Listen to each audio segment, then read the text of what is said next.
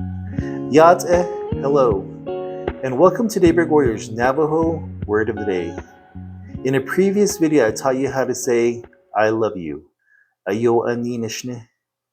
In this video, I'm going to teach you how to say, we love you. To say we love you in Navajo, you say, Ayóó'ánííníi'ní. Ayóó'ánííníi'ní. We love you.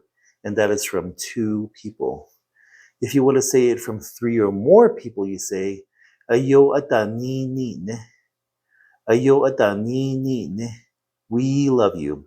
And that is from three or more people.